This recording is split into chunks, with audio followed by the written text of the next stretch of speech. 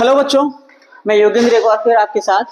और हम कर रहे थे chapter linear equation in two variable 10th class का सीबीएसई मैथ्स का। तो जिसके अंदर हम लोगों ने अब तक जो था वो क्या क्या सीख लिया कि हम किस तरह से pair of linear equation in two variable को सॉल्व कर सकते हैं, जिसमें हमने 4 मेथड सीख लिए। चारों मेथड्स में क्या था, कौन कौन से मेथड सीखे हम लोगों ने? ग्राफिकल सीखा, हमने सब्स्टिट्यूशन सीखा, हमने एलिमिनेशन सीखा, और हमने फिर लास्ट में कल सीखा था कौन सा, and that is final method, वो था आपका क्रॉस मल्टीप्लिकेशन मेथड। एक स्पेशल केस रह गया है, वो मैं आपको बाद में कराऊंगा। अभी आप पहले इसको देखिए कि अब हमने जब ये सब चीजें सीख ली कि पेयर ऑफ लीनियर इक्वेशन को सॉल्व किन किन तरीकों से हम कर सकते हैं, तो अब बात यहाँ पर एक छोटी सी आती है कि कभी कभी कुछ इक्वेशनों को सॉल्व करना जरूरी नहीं होता। क्यों जरूरी नहीं होता? उसका कारण ये होता है कि उन इक्वेशन को सॉल्व किया ही नहीं जा सकता, उनका कोई सॉल्यूशन निकलता ही नहीं है। तो ये चीज हम किस प्रकार से पता करें कि जो हमें पेयर ऑफ लीनियर इक्वेशंस दे रखी हैं वो pair of linear equations solvable हैं या सॉल्वेबल नहीं है। ठीक है, तो आज हम जरा इसके बारे में बात करेंगे कि देखिए कि अगर आपके पास कोई दो पेयर ऑफ लीनियर इक्वेशन दे रखा है, क्या क्या? जैसे पहली इक्वेशन लीनियर जो है वो ये है a1x plus b1y plus c1 equals to 0। ये यहां पर a1, b1 और c1 क्या है? कांस्टेंट है, और x और y क्या है? आपका वेरिएबल है। और दूसरी इक्वेशन है a2x plus b2y plus c2 is equals to 0। ये मान लो हमने स्टैंडर्ड फॉर्म ले लिए हैं दो लीनियर पेयर ऑफ इक्वेशंस के। ठीक है, अब हम क्या करना चाह रहे हैं, ये चेक करना चाह रहे हैं कि इन इक्वेशंस को जो यहां पर दे रखी हैं, आपके पास कोई दूसरी इक्वेशंस होंगी, नो, उसमें कोई परेशानी वाली बात नहीं है। ठीक है, डोंट वरी, क्योंकि यहां पर जो मैंने a1, a2, b1, b2 और c1, c2 लिए, इनकी जगह को कोई कांस्टेंट लगे हुए होंगे। तो आप किस प्रकार से चेक करेंगे कि ये इक्वेशंस जो हम सॉल्व करने वाले हैं क्या इनका सॉल्यूशन पॉसिबल है, और अगर पॉसिबल है तो किस प्रकार का सॉल्यूशन पॉसिबल है। आई मीन कि वहां यूनिक सॉल्यूशन होगा, बहुत सारे उसमें सॉल्यूशन निकल के आएंगे, या फिर कोई भी सॉल्यूशन निकल कर नहीं आएगा। तो हम यहाँ बात कर रहे हैं किसकी, क्या कि सबसे पहला केस हम देखते हैं कि जैसे ही हमारे पास इक्वेशंस आई, और इक्वेशन आई, हम लोगों ने क्या देखा कि हम ये चेक करने वाले हैं कि ये इक्वेशन सॉल्व होगी, तो सॉल्व होकर इसके कौन सा सॉल्यूशन निकलेगा, यूनिक सॉल्यूशन निकलेगा, मैनी सॉल्यूशन निकलेंगे, या फिर इसका कोई भी सॉल्यूशन नहीं होगा। तो देखिए क्या करेंगे, सबसे पहले देखिए चेक कीजिए कि a1 upon a2, a1 upon a2 मतलब x के कोएफिशिएंट का आपने क्या किया, रेशियो निकाला, और फिर निकाला हमने क्या, b1 अपॉन b2, मतलब कि y के कोएफिशिएंट्स का आपने क्या निकाला, रेशियो। तो अगर a1 अपॉन a2 और b1 अपॉन b2 ये दोनों टर्म्स इक्वल नहीं आती, अगर ये इक्वल नहीं आती तो ध्यान रखिएगा बच्चों, यहां सॉल्यूशन जो बनता है वो आपका बनता है यूनिक सॉल्यूशन। कौन सा बनेगा? Unique solution. मतलब क्या कि इन दोनों इक्वेशन को सॉल्व करने पर आपका सिर्फ और सिर्फ एक ही क्या होगा, पॉइंट ऑफ इंटरसेक्शन निकल कर आएगा। और इसमें पॉइंट ऑफ इंटरसेक्शन का मतलब एक ही क्या है कि एक स्ट्रेट लाइन ऐसी होगी, ये वाली आपकी, और एक कोई और होगी स्ट्रेट लाइन इस तरह से। तो सिर्फ और सिर्फ क्या करेंगी, एक ही पॉइंट पर ही क्या करेंगे, दोनों इक्वेशंस एक दूसरे को काटेंगी, तो एक ही सॉल्यूशन निकलेगा, क्योंकि एक ही पॉइंट पर दोनों लाइंस क्या कर रही हैं, एक दूसरे को इंटरसेक्ट कर रही हैं। तो ये क्या होगा, यूनिक सॉल्यूशन आपका। कौन से केस में? When a1 upon a2 is not equal to b1 upon b2। तो कहने का मतलब यूनिक सॉल्यूशन हो गया। यूनिक सॉल्यूशन में एक ही सॉल्यूशन होता है, तो ये लाइंस कौन सी रिप्रेजेंट करेंगे, इंटरसेक्टिंग लाइंस। कौन सी हो गई? इंटरसेक्टिंग लाइंस रिप्रेजेंट करेंगी इस तरह के, अगर वैल्यू निकल कर आती है कि a1 अपॉन a2 और b1 अपॉन b2 के बराबर नहीं है, तो यूनिक सॉल्यूशन में ये कौन सी लाइन होगी, इंटरसेक्टिंग लाइन होगी। और क्योंकि मैंने बताया था शुरुआत में कि जब भी किन्हीं दो इक्वेशंस का कोई भी वैल्यू निकलती है, कोई भी, चाहे एक निकले, चाहे 4 निकले, चाहे 5 निकले, जितनी भी निकले, अगर वैल्यू निकल रही है तो वो लाइंस कैसी होंगी, हमारी कंसिस्टेंट होंगी। कैसी होंगी? these lines are consistent line, right? तो ये तो पहला केस बना हमारा। अब हम बात करते हैं दूसरे केस की। दूसरे केस में क्या है कि when a1 upon a2 is equals to b1 upon b2 is equals to c1 upon c2, मतलब क्या हुआ कि तीनों ही रेशियोज कौन कौन से x के, y के और कांस्टेंट के अगर बिल्कुल सेम आते हैं निकलकर, a1 upon a2 b1 upon b2 के बराबर आ जाए और फिर वो c1 अपॉन c2 के बराबर आ जाए, तो ये जो केस बनेगा आपका, यहां पर आपको जो सॉल्यूशन निकलेंगे वो मैनी सॉल्यूशन होंगे। तो यहां लिखेंगे इनफाइनाइट सॉल्यूशन। क्या होगा यहाँ पे? इनफाइनाइट सॉल्यूशन होगा। और इनफाइनाइट सॉल्यूशन में ध्यान दीजिएगा बच्चों, होता क्या है कि इनफाइनाइट सॉल्यूशन का मतलब क्या है कि जो हमें दो स्ट्रेट लाइन मिल रही हैं, जो दी गई हैं लीनियर पेयर, वो एक दूसरे को ओवरलैप करेंगी। मान लीजिए एक लाइन ये है, ठीक है, ये एक लाइन है आपकी, और इसी के ऊपर क्या है, दूसरी लाइन भी क्या हो रही है, बिल्कुल इसको क्या कर रही है, ओवरलैप कर रही है, इस लाइन को बिल्कुल ओवरलैप कर रही है एक दूसरे को, ठीक। तो क्या हुआ, उसमें बहुत सारे सॉल्यूशंस हो गए, 1 2 3 4 5 6 7 8 9 10 11 12 15 16 17, बहुत सारे हो गए, ठीक है। तो ये क्या होगा, यहाँ पर कैसी लाइंस बनेंगी हमारी, किस तरह लाइन है, ये लाइन एक दूसरे को ओवरलैप कर रही है, ठीक है। तो लाइन क्या करेंगी, यहाँ तो इंटरसेक्टिंग लाइन थी, यहाँ पर कैसे कह सकते हैं हम कि ये लाइंस क्या है, अलग अलग लाइन नहीं है, एक ही लाइन पर क्या कर रही है, लाई कर रही है, ठीक है। तो ओवरलैपिंग लाइंस बनेंगी यहाँ पे, ध्यान रहे, ओवरलैपिंग होगी, ओवरलैपिंग ऑफ लाइंस, ठीक है। ओवरलैपिंग ऑफ लाइंस का मतलब क्या है कि एक दूसरे के ऊपर ही क्या होंगी, लाइन बिल्कुल एग्जिस्ट करेंगी, को दूसरी लाइन कोई अलग नहीं होगी, वही लाइन होगी, राइट है। अब जब यहाँ पर सॉल्यूशन निकल रहे हैं और एक नहीं कई सारे निकल रहे हैं इनफाइनाइट सॉल्यूशन, तो सिंपल सी बात है, जब एक भी सॉल्यूशन निकले तो भी लाइन वो कैसी होती है, कंसिस्टेंट लाइन होती है। कैसी होती है, कंसिस्टेंट, ठीक है। तो ये पेयर ऑफ लीनियर इक्वेशन, अगर इसके ये वाला केस बना तो भी कंसिस्टेंट है, और अगर ये केस बना तो भी कैसा होगा, कंसिस्टेंट होगा। अब बच गया हमारा तीसरा केस। तीसरा केस क्या है कि when a1 upon a2 is equals to b1 upon b2 but it is not equal to c1 upon c2। ध्यान ही रहे कि शुरू के दोनों इक्वल हैं और कांस्टेंट टर्म जो है वो उनके इक्वल नहीं है। तो यहां पे लिखिएगा, ध्यान रखना, यहां होगा नो सॉल्यूशन। कैसा होगा, नो सॉल्यूशन, ध्यान ही रहे। अच्छा, अब जरा एक चीज सोचिए कि नो सॉल्यूशन का मतलब है कि लाइन को हम किसी भी डायरेक्शन में बढ़ा लें, वो एक दूसरे को क्या करेंगी, काटेंगे नहीं किसी भी पॉइंट पर। और ऐसी लाइंस कौन सी होती हैं, सोचिए जरा। Yes, these types of lines are parallel lines. तो क्या होगा, यहां पर जो लाइंस बनेंगी ना बेटा, वो लाइंस कैसी होंगी, they are parallel lines, they are parallel lines, because चाहे आप इनको इस डायरेक्शन में बढ़ाइए चाहे इस डायरेक्शन में बढ़ाइए, ये क्या होंगी, एक दूसरे को काटेंगी नहीं। और जब काटेंगी नहीं तो इसका मतलब लाइंस कैसी होने वाली है, हमारी पैरेलल लाइंस होने वाली है। तो हम यहाँ लिखेंगे these are parallel lines, parallel lines. और इट मींस दैट जब यहाँ कोई सॉल्यूशन नहीं है, नो सॉल्यूशन है, तो ये लाइन कंसिस्टेंट ना होकर कैसी होगी, इनकंसिस्टेंट।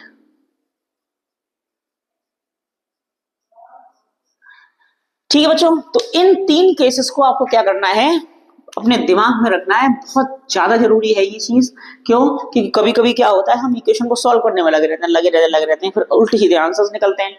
वो उल्टे सीधे आंसर्स निकलने का सिर्फ एक ही रीजन होता है, क्या, कि हम लोगों को ये वाले केसेस याद नहीं होते। बहुत आसान है कि शुरू के अगर x और y के कोफिशिएंट्स का जो रेशियो है, अगर वो कैसा आ जाए, आपका नॉट इक्वल आ जाए, तो इक्वल, तो लाइंस कैसी हो जाएंगी आपकी, यूनिक सॉल्यूशन होगा, और लाइन कैसी होंगी, इंटरसेक्टिंग लाइंस होंगी।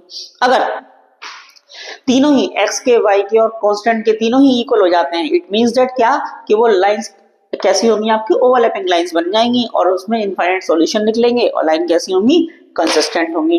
तीसरी बात, अगर शुरू के दो इक्वल हो और थर्ड वाला इक्वल ना हो, तो वहां पर क्या हो जाएगा बच्चों, यहाँ पर नो सॉल्यूशन निकलेगा। इट मींस दैट हम उन इक्वेशन को सॉल्व करने की कोशिश करेंगे, लेकिन वो इक्वेशन सॉल्व नहीं होंगी। एक्स और वाई का कोई भी वैल्यू ऐसा नहीं निकलेगा जहां पर लाइन इंटरसेक्ट कर रही हो या एक दूसरे को टच कर रही हो, and that is why these types of lines are the parallel lines and these are inconsistent. ठीक है, तो जिसका एक भी सॉल्यूशन अगर निकलता है तो ध्यान दीजिएगा वो कंसिस्टेंट होगा, और जिसका कोई भी सॉल्यूशन नहीं निकलता है वो कैसा होगा, आपका इनकंसिस्टेंट होगा। तो ध्यान दीजिए बच्चों, इन तीन केसेस को आप जरूर ध्यान रखिएगा। इन तीन केसेस की हेल्प से हम क्या करेंगे, अब आगे चैप्टर्स में क्या करने वाले हैं, हम लोग पढ़ने वाले हैं कुछ न्यूमेरिकल प्रॉब्लम्स। न्यूमेरिकल प्रॉब्लम्स का मतलब वर्ड प्रॉब्लम्स।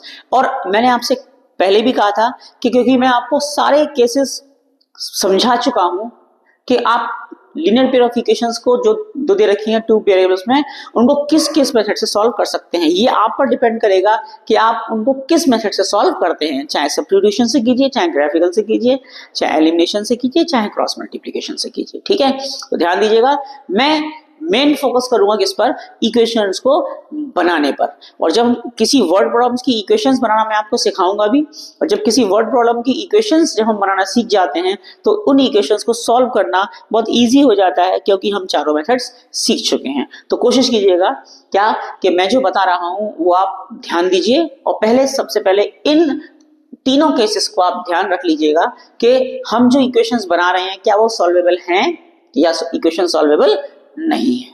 ओके, देखिए इन तीनों को और लिख लीजिए इनको, जिससे कि आपको भविष्य में ध्यान रहे इनका। देखिए बच्चों, अब हम स्टार्ट करते हैं कुछ क्वेश्चंस जो अभी मैंने आपको तीन केसेस बताए थे, उन्हीं तीन केसेस पर बेस्ड है। जिसमें पहला क्वेश्चन है आपका कि find the value of k for which the system of equation this and this has a unique solution. मतलब हमें k की वैल्यू निकालनी है जो इस इक्वेशन में हमें यहां पर दे रखी है। इस k की वैल्यू क्या करनी है, फाइंड करनी है। अगर ये इक्वेशन और ये इक्वेशन, इन दोनों को सॉल्व करने पर हमारा सॉल्यूशन कैसा निकल के आए, यूनिक सॉल्यूशन निकल के आए। मतलब कि अगर हमें k की वैल्यू पता होती यहां पर, हम यहाँ उसके रख देते और इन दोनों को सॉल्व करते, तो दोनों लाइंस जो बनेंगी हमारी, वो लाइंस कैसी होती हैं हमारी बेटा, एक ही पॉइंट पर एक दूसरे को काटती, मतलब कि इंटरसेक्टिंग लाइंस होती हैं, क्योंकि ये साफ बोल रहा है यूनिक सॉल्यूशन के लिए ये एग्जिस्ट कर रही हैं लाइंस। ठीक है, तो इस तरह से हमें क्या करना है, k की वैल्यू फाइंड आउट करनी है। अब देखिए किस तरह से निकाली जाएगी वो मैं आपको बता दे रहा हूं।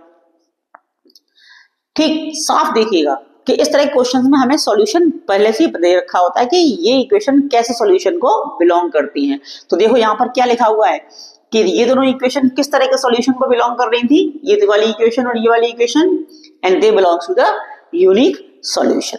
राइट, तो पहले मैं देखिए इक्वेशन लिखता हूं क्या, these are the kx plus 2y equals to 3।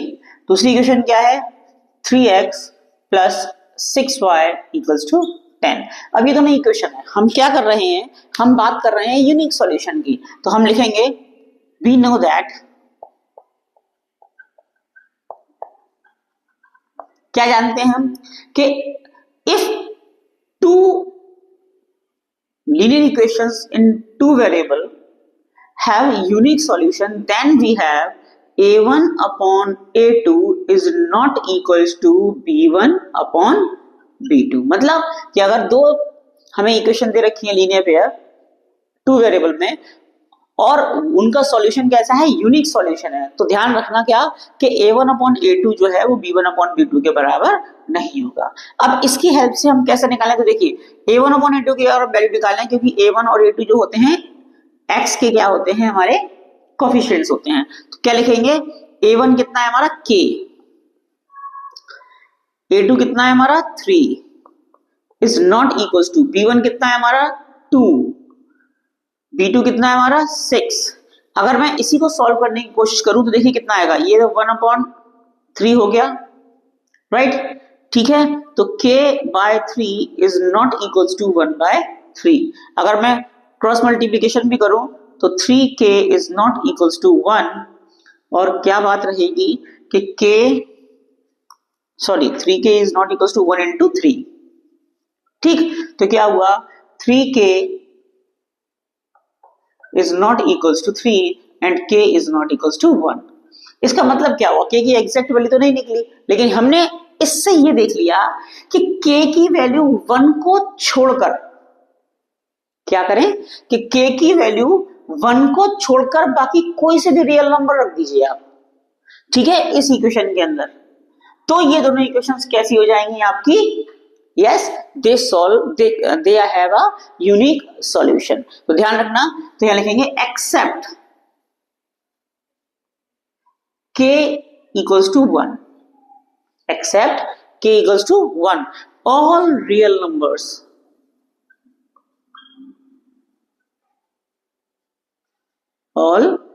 numbers satisfy the value of k in given equation। मतलब क्या कि k को 1 को छोड़कर, एक्सेप्ट k इक्वल्स टू 1, ठीक है, क्योंकि k नॉट इक्वल टू 1 आया है, तो k की वैल्यू 1 को छोड़कर बाकी जितने भी आप रियल नंबर इस इक्वेशन में पुट करने की कोशिश करेंगे तो वो इस इक्वेशन को क्या करेंगी, सेटिस्फाई करेंगी, और सॉल्यूशन कैसा निकल के आएगा, यूनिक सॉल्यूशन निकल के आएगा।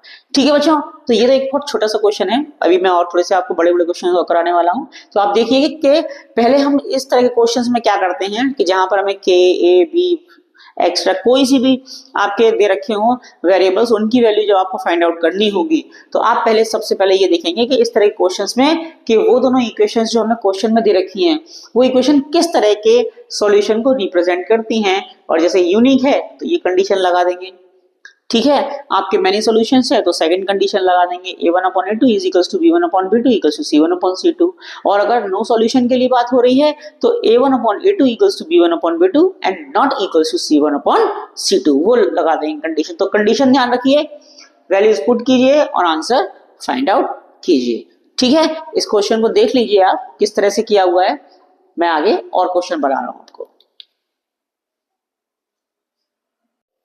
देखिए बच्चों, यहां पर एक क्वेश्चन और है आपका, सेम वही कुछ है कि find the value of k for which the given pair of linear equation has infinite many solution. मैंने भी इक्वेशंस नहीं लिखी हैं, लेकिन ध्यान रखिएगा कि मैं जो इक्वेशन यहां लिखने वाला हूं दो, उसमें एक अननोन वेरिएबल है हमारा k, जिन दोनों इक्वेशन के अंदर k गायब है हमारा, और उसकी हमें वैल्यू फाइंड करनी है कब, जब दोनों लीनियर इक्वेशन का जो पेयर है वो कैसे सॉल्यूशन को बिलोंग कर रहा है, इनफाइनाइट मेनी सॉल्यूशन, मतलब उसके सॉल्यूशन बहुत सारे निकलेंगे, उस सॉल्यूशन को ये बिलोंग कर रहा है। तो ध्यान दीजिए क्या कि ये आपकी जो इक्वेशन है वो इक्वेशन कौन सी है बेटा, देखिएगा इक्वेशन, पहली इक्वेशन है आपकी that is 2x plus 3y equals to 7, और दूसरी इक्वेशन है ब्रैकेट में k plus 1 into x plus 2k minus 1 into y equals to 4k plus 1। ये आपको दे रखा है यहाँ पर, और आपको करना क्या है, आपको इन दोनों इक्वेशंस में, ये फर्स्ट इक्वेशन है और ये आपकी सेकंड इक्वेशन है, इसमें आपको करना क्या है, ये देखना है क्या कि ये दोनों इक्वेशन शो कैसा कर रही हैं, इनफाइनाइट सॉल्यूशन को शो कर रही हैं, और वैल्यू किसकी फाइंड आउट करनी है, k की। तो जैसा कि मैं आपको बता चुका हूं पहले ही कि इनफाइनाइट सॉल्यूशन के लिए जो लीनियर पेयर ऑफ इक्वेशन होती है वो कौन सा केस हैंडल करती हैं, a1/a2 is equals to b1/b2 is equals to c1/c2। तो वही हम यहाँ पर अप्लाई करेंगे और देखेंगे कि k की वैल्यू किस तरह से सॉल्व होती है। देखिएगा यहाँ लिखेंगे हम पहले कि फॉर इनफाइनाइट सॉल्यूशन, किसके लिए, इनफाइनाइट सॉल्यूशन के लिए कंडीशन क्या बनेगी, a1/a2 is equals to b1/b2 is equals to c1/c2. Okay, so the value of x, it means 2/k plus 1, 2/k plus 1 is equals to b1/b2, that is equals to 3 upon bracket में 2k minus 1, c1/c2 that is 7 upon bracket में 4k plus 1। अब तीनों चीजें equal हैं, right. तो हम क्या करते हैं, पहले के लिए दो को इक्वल करके देखते हैं कि वैल्यू क्या निकल कर आती है, फिर दूसरे को और भी इक्वल करके देख लेंगे। तो देखते हैं क्या कि पहले हम इन दोनों को इक्वल करते हैं, ठीक है। जैसे इक्वल किया तो एक टर्म क्या निकल के आएंगे हमारी, 2 ब्रैकेट में 2k minus 1 is equals to 3 bracket में k प्लस 1। सॉल्व कीजिए, 2 का 4k minus 2 equals to 3k प्लस 3, k को इधर शिफ्ट कीजिए तो 4k minus 3k is equals to 3 plus 2 minus जो -2 था उधर जाके क्या हो गया आपका +2 हो गया, और जो इधर +3 के था उधर आके क्या हो गया माइनस हो गया। तो 4k - 3k that is equals to k, और 3 + 2 कितना आया 5।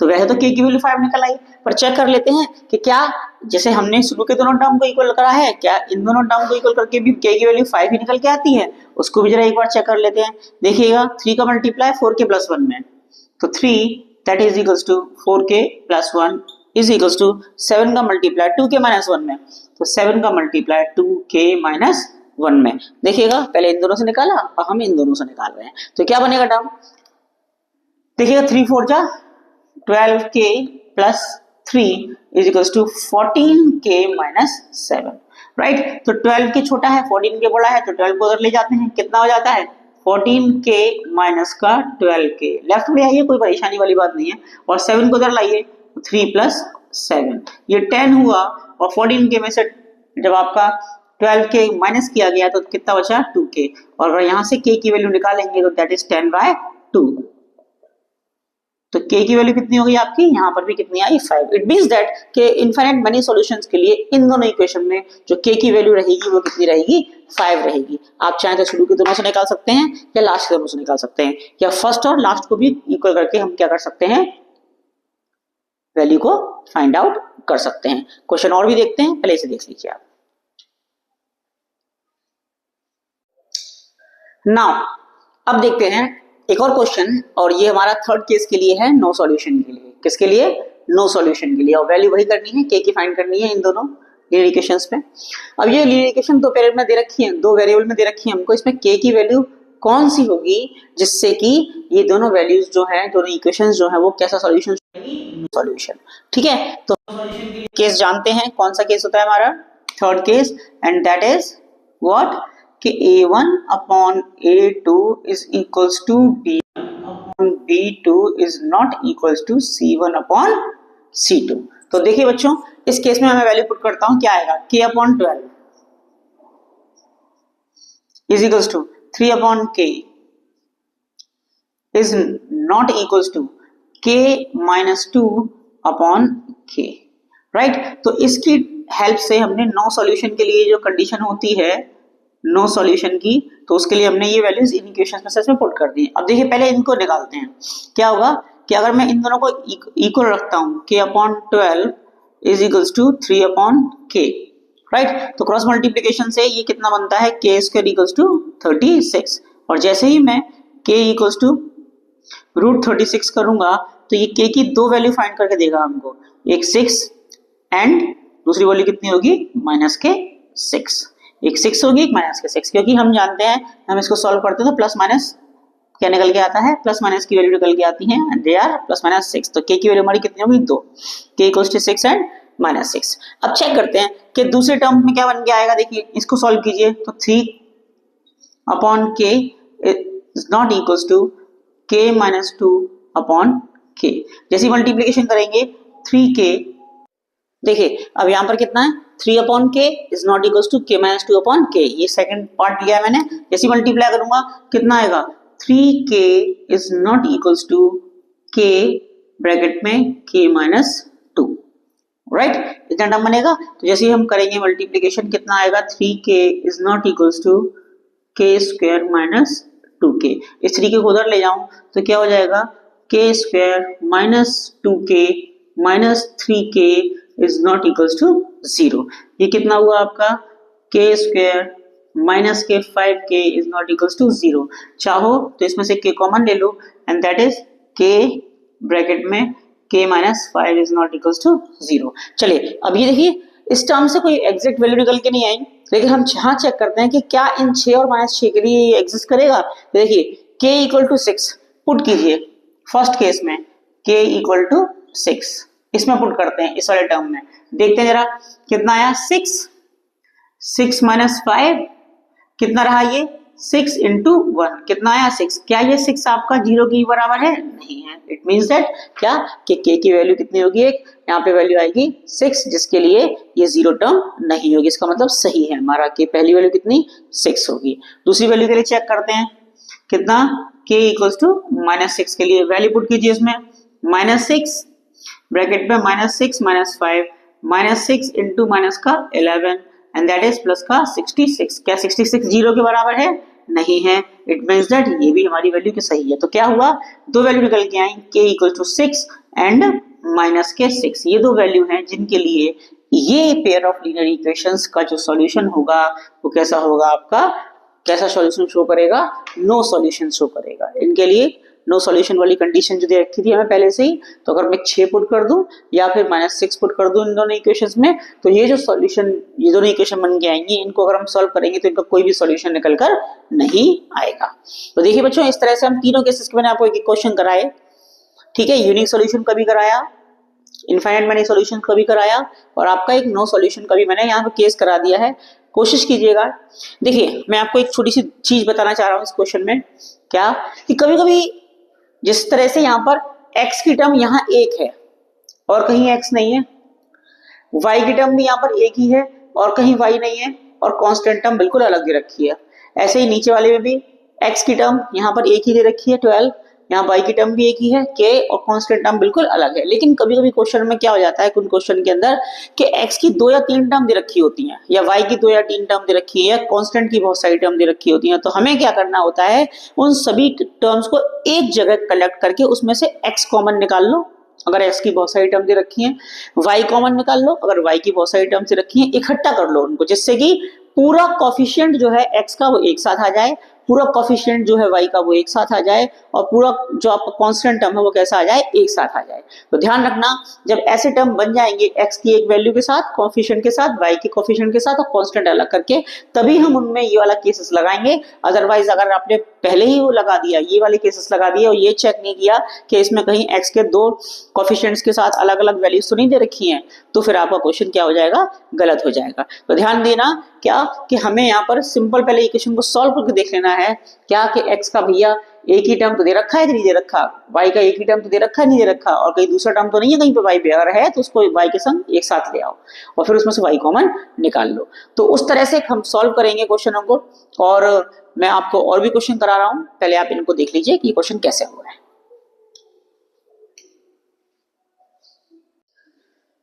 चलिए बच्चों हम स्टार्ट करते हैं। क्या देखिएगा, यहाँ पर एक आपका न्यूमेरिकल वर्ड्स प्रॉब्लम है।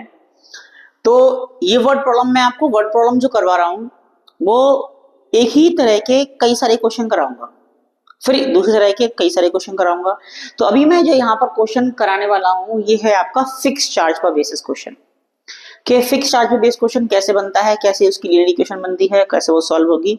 तो मैं यहाँ पर मेन कंसिडर करूंगा किस चीज पर, कि इक्वेशन इसकी किस तरह से बनाई है, क्योंकि जब इक्वेशन बन जाएंगी दोनों तो आप सॉल्व तो क्यों से किसी भी मेथड से कर सकते हैं। तो आज ये देखते हैं हम लोग कैसे किस तरह से फिक्स चार्ज वाले क्वेश्चन को सॉल्व किया जाता है। तो देखिए बच्चों, फिक्स चार्ज वाले क्वेश्चन को जब भी हम करें तो सबसे पहले लास्ट टर्म इसमें देखते हैं हम लोग कि लास्ट लाइन क्या लिखी हुई है, कि find the fix charge and the rate पर किलोमीटर।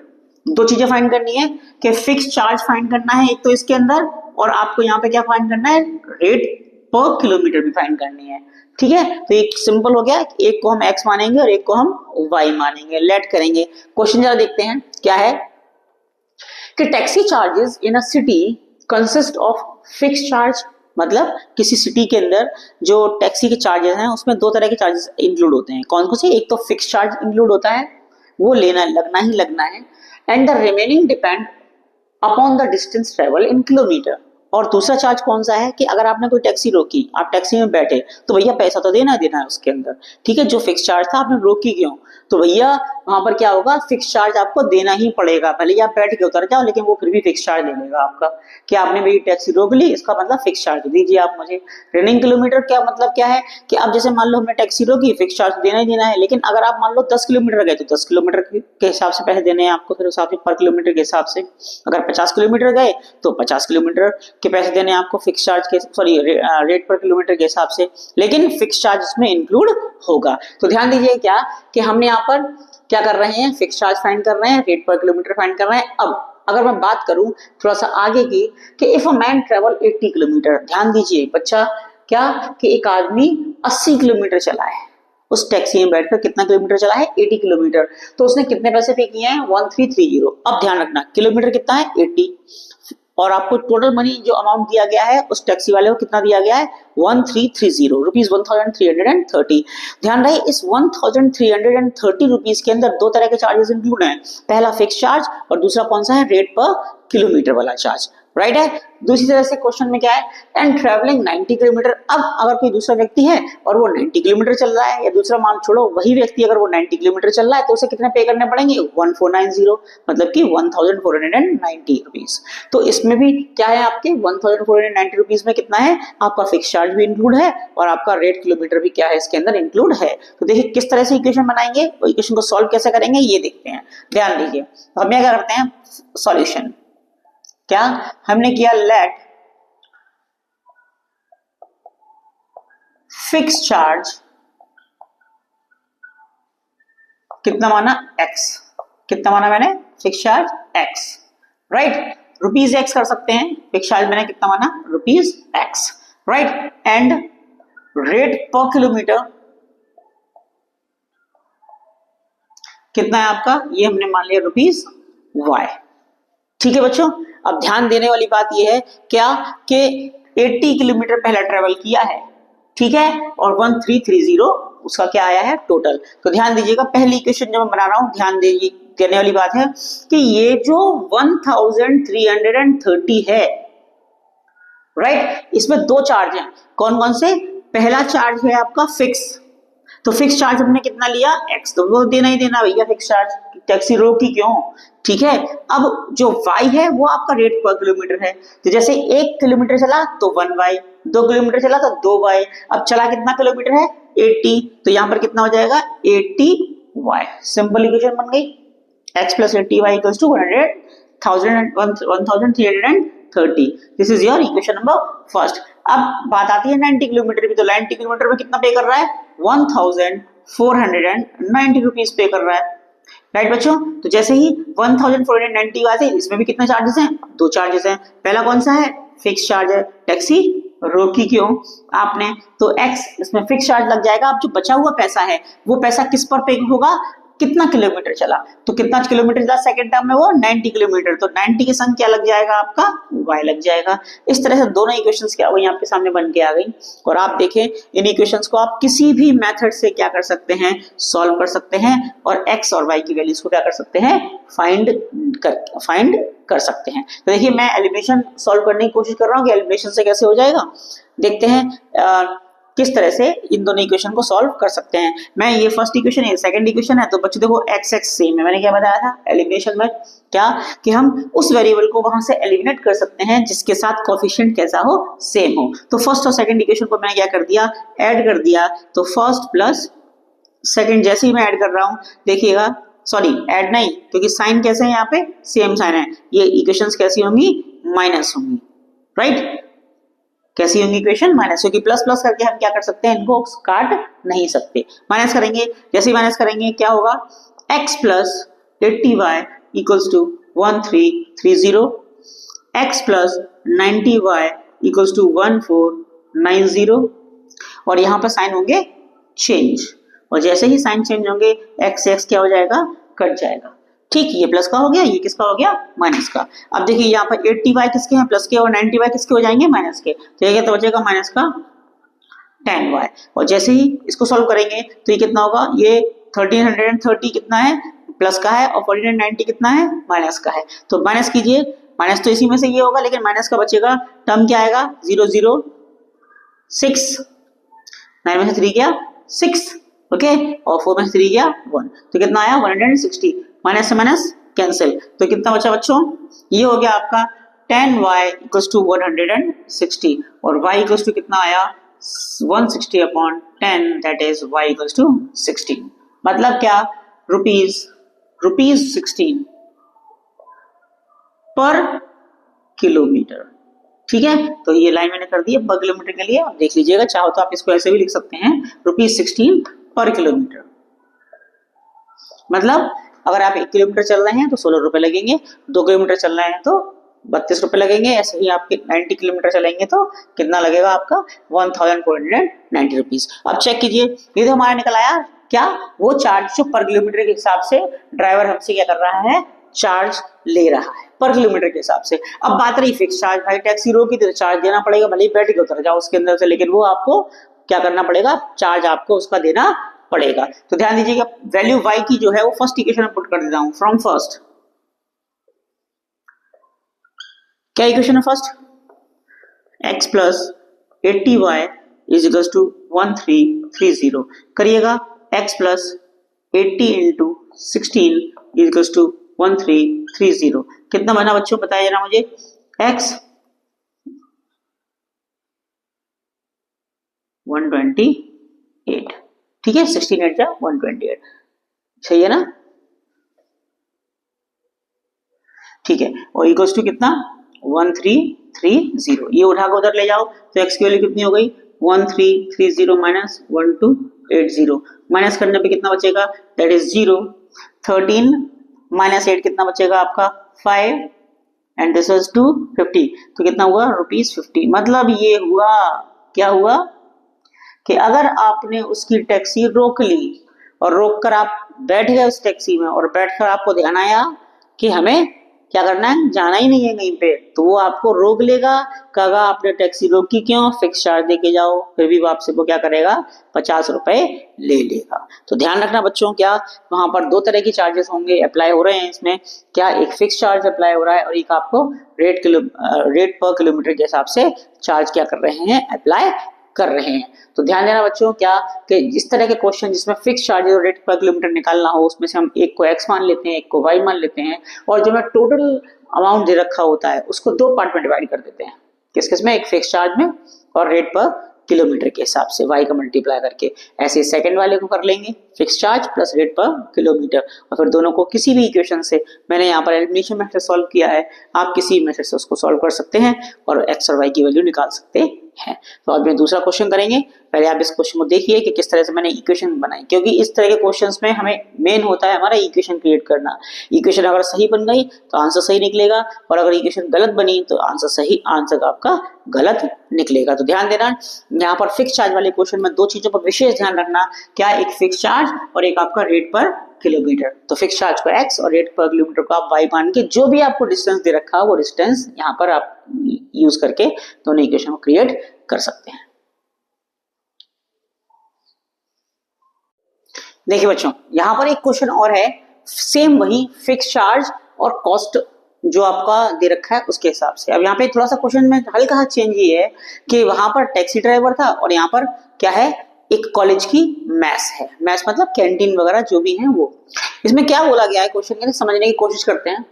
का a part of monthly hostel charges in a college hostel are fixed and remaining depend on the number of days one has taken the food in the mess. मतलब क्या हुआ कि जो college में जो charge लग रहा है हॉस्टल का वो इस हिसाब से लग रहा है क्या कि एक तो आपको फिक्स चार्ज देना है और एक दूसरा ये देना है क्या कि number of days one has taken food, कि उस हॉस्टल में उस मैस में उस बच्चे ने या उस व्यक्ति ने कितने दिन खाना खाया। ठीक है, तो अगर आपने वहां पर उसकी मेंबरशिप ली है तो क्या होगा, एक तो आपको फिक्स चार्ज देना ही देना है और फिर पर डे के हिसाब से आपको उसमें क्या करना है और उसका चार्ज देना है। अब क्या है, कंडीशन वही बनेगी जैसे मैंने फर्स्ट क्वेश्चन बनाई थी, क्या कि अब एक बच्चा है, एक स्टूडेंट है ए which takes food for 25 days, कितने दिन के लिए उसने खाना खाया, 25 दिन के लिए खाना खाया और पे कितना किया 4500 रुपीज, राइट। तो अब हमें दो चीजों पर ध्यान मेन कंसिडर करना है, 25 डेज और कितना रुपीज अमाउंट पे किया 4500। इसका मतलब उस 25 दिन का खाने का पैसा प्लस क्या उसका जो फिक्स चार्ज है वो कुल मिलाकर कितना है 4500 है। अब सेकंड केस में सेकंड इक्वेशन बनाने के लिए क्या स्टूडेंट बी है, वो उसने कितने दिन खाना खाया है 30 डेज तक मैथ्स में खाना खाया है और कितना पे किया है 5200। तो क्या होगा यहाँ 30 डेज तो आपका पर डे का चार्ज लगेगा और यहाँ पे आपका फिक्स चार्ज और लगेगा। तो बिल्कुल सेम उसी तरह से जैसे हमने फर्स्ट क्वेश्चन के लिए इक्वेशन बनाई है हम यहाँ पर भी इक्वेशन बनाते हैं, इसको सॉल्व करते हैं। देखिए क्या कि लेट फिक्स चार्ज कितना मान लिया मैंने यहाँ पे दैट इज ₹x मान लिया एंड चार्ज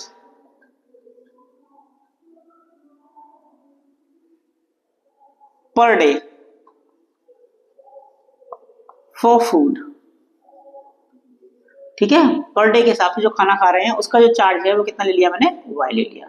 अब देखिए कैसे इक्वेशन, बहुत सिंपल तरीका होता है इनका बनाने का, क्या कि पहले टोटल अमाउंट देखिए, पहले केस में कितना है 4500 है। अब 4500 में इसमें क्या चीजें इंक्लूड है, फिक्स चार्ज और पर डे का चार्ज। तो फिक्स चार्ज हमने कितना माना है x, वो तो x ही रहेगा। अब कितने दिनों तक खाना खाया था पहले स्टूडेंट ने, 25 डेज तक, तो हम यहाँ क्या करेंगे 25y, क्योंकि y को मैंने क्या माना है, चार्ज पर डे के हिसाब से माना है। ठीक है, तो ये बन गई आपकी फर्स्ट इक्वेशन। अब क्या, अब दूसरी की बात करते हैं, स्टूडेंट बी के लिए कितना है टोटल, वहां पर देखिए 5200।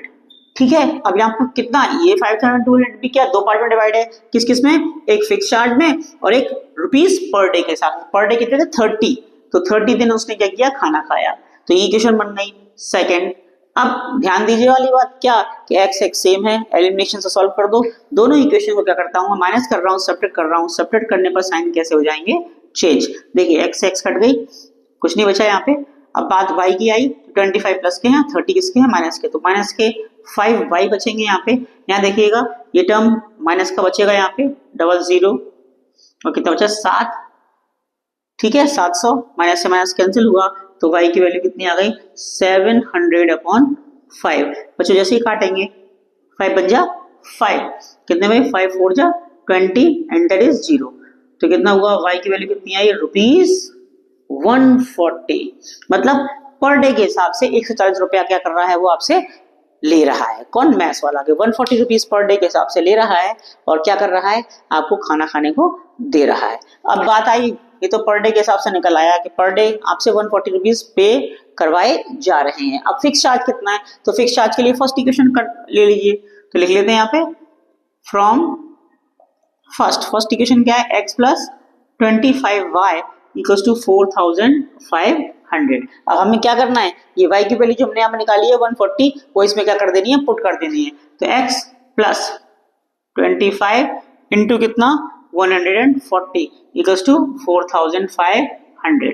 ध्यान दीजिए x प्लस मल्टीप्लाई कीजिए, 25 4 जा 100, क्या ये लग गया 10, 25 बन जा 25 एंड 10 कितने हो गए 35। ओके, तो ये कितना हुआ आपका 4500। जैसे ही आप x निकालेंगे 4500 माइनस 3500, तो x की वैल्यू कितनी निकल के आ गई आपकी, दैट इज 0001, 1000 रुपए वो आपसे फिक्स चार्ज का ले रहा है। तो ध्यान देने वाली बात यह है, जरा चेक करें कि हमारी ये वैल्यू सेम निकल के आई है कि नहीं आई। देखिएगा क्या करता हूँ फर्स्ट इक्वेशन में, कि भाई देखो 4500 रुपए आए हैं, अगर हम इनको ऐड करके देखें तो देखिए x कितनी है हमारी, फिक्स चार्ज कितना है 1000, प्लस बात कितनी है 25 इंटू वाई करें तो 25 दिन का खाना पर डे के हिसाब से कितना 140 के हिसाब से, तो कितना निकलेगा 1000 प्लस जैसे ही मल्टीप्लाई किया 0, 25 4 जा 100, कैरी 10, 25 बन जा 25 एंड 10 3500, और ये कितना निकल के आया बच्चों आपका 4500। इसका मतलब क्या हुआ कि 25 दिन में 25 डेज के अंदर उसने 1000 रुपए आपसे फिक्स लिए और कितने 3500 रुपए आपसे पर डे का चार्ज लिया, सॉरी 35 रुपए टोटल पर डे के हिसाब से चार्ज लिया 25 दिन का, तब कहीं आपको 4500 रुपए बने थे। यहाँ पर देखिए ये आपका फर्स्ट वाला था, ये मैंने सिर्फ चेक किया है, आपको ये चेक करने की जरूरत नहीं है, आप सिर्फ यहाँ तक वैल्यू निकाल दें कि फिक्स चार्ज कितना है और पर डे के हिसाब से चार्ज कितना है। तो जो इस तरह से हम क्या कर सकते हैं, फिक्स चार्ज वाले क्वेश्चनों को सॉल्व कर सकते हैं कि फिक्स चार्ज क्या है और पर डे के हिसाब से चार्जेस क्या लग रहे हैं, इस तरह से वो सॉल्व हो सकता है। बहुत आसान तरीका है, कोई परेशानी वाली बात नहीं है इसके अंदर, इसलिए आप 2-4 क्वेश्चन इसको ऐसे कीजिएगा, राइट। इसके बाद हम और भी तरह के क्वेश्चंस करेंगे और देखते हैं कि हम कितने सक्सेस होते हैं इन क्वेश्चनों को करने में। बच्चों ध्यान रहे, मैं फिर कह रहा हूँ मैथ्स बाय प्रैक्टिस है, आपको लगातार प्रैक्टिस करनी है मैथ्स की, और जो प्रैक्टिस करेगा वही आगे निकलेगा। ध्यान रहे कंपटीशन बहुत है, लेकिन उस कंपटीशन से आपको घबराना नहीं है, आपको अपने आप में हिम्मत रखनी है, अपने आप को मजबूत बनाना है, और मजबूत बनाने के साथ साथ हमें लगातार प्रैक्टिस करनी है। क्यों? क्योंकि जब हमारे पास क्या होता है, गट्स होते हैं, हमारे पास कुछ चीजें होती हैं जो हम किसी को दे सकें या हम अपने आप पर भरोसा कर सकें, तो वही चीज हमारे साथ काम आती है। ओके, तो ध्यान दीजिएगा क्या कि आप लोगों को मैथ्स में अच्छा होना है, मैथ्स में बहुत अच्छा होना है, और कोई ये ना कह सके क्या कि हम मैथ्स में वीक हैं। राइट बेटा, तो आप इस तरह के क्वेश्चन कीजिए और लगातार प्रैक्टिस करते रहिए, ठीक है।